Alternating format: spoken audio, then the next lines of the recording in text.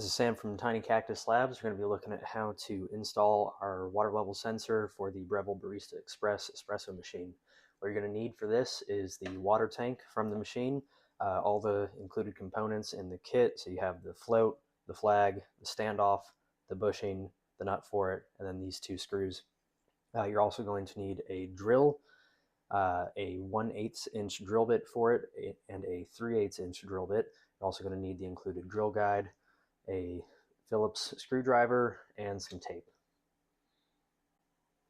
So before we get started, you're going to want to take the drill guide and figure out if you want to install this on the left hand or right hand side of your machine.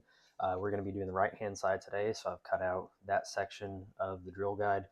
You can just kind of see how it lines up with the lettering and markings on the tank.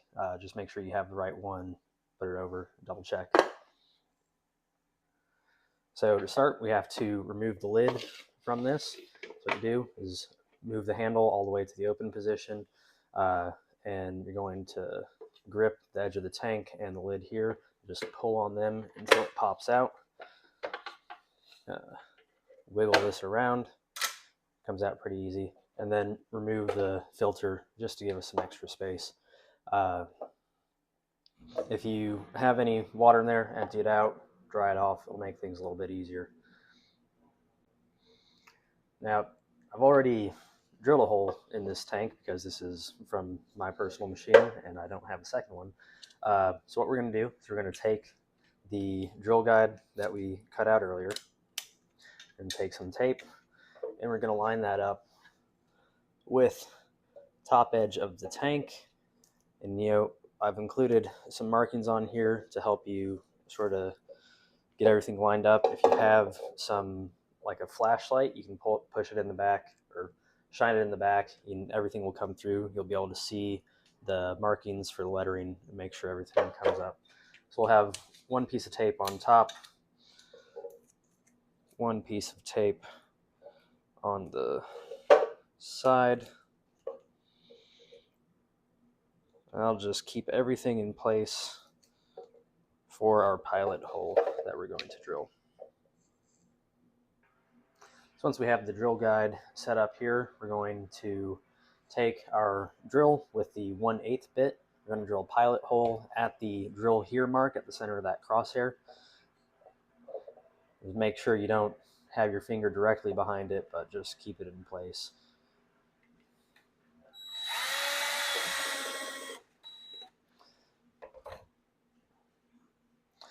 Now that we have that pilot hole installed, we can take the drill guide off.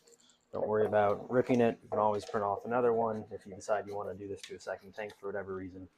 Then we're going to switch out this bit here for the 3/8 bit. And it's rolled away from me.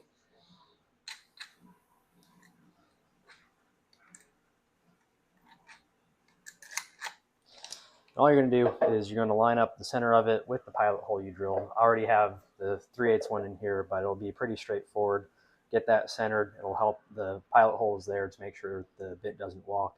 And then you just go straight through with your drill and make a big fat hole. If you're worried about putting a hole in your water tank, just rest assured there's already another one cut out for the lid right here. You're not really losing any water volume by doing this.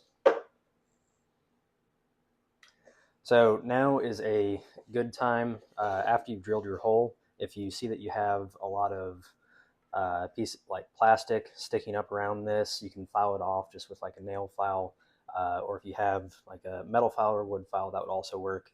Once you get all that plastic taken care of, I would really thoroughly wash the inside of this tank just to get rid of any potential debris. And it's good practice to wash a water tank every once in a while, make sure it doesn't get too nasty.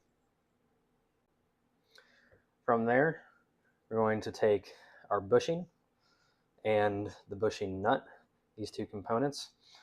We're going to put the bushing inside of this hole, so you have the flat part on the outside, and then we're just going to take the nut and screw that in on the inside over here.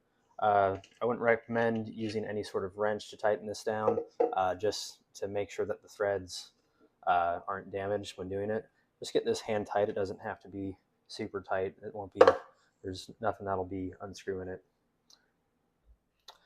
So now what we'll do is we'll take the float and the clevis assembly, the standoff, and one of the screws, and we're just going to put the screw through the smaller hole in the clevis, and we're going to put the standoff on the other side, and we're going to screw that down as far as it goes, and then finish it off with the screwdriver just to tighten it down. From there, you can place it inside the tank and push that through the bushing we just installed. From there, you take the flag, line up the large hole with the standoff so it goes in, get that screw to hand tight, and then make sure as you're tightening down, you have the float hanging down as it'll be when the tank is empty from water, and then just tighten down the flag in this raised position. And there you go. So now when you use it, it'll float up, the flag will go down, and then as the tank drains, the flag will go up. And you can adjust this as needed.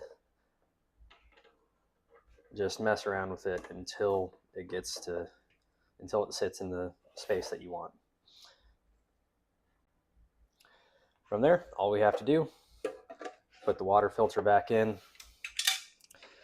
reattach the lid,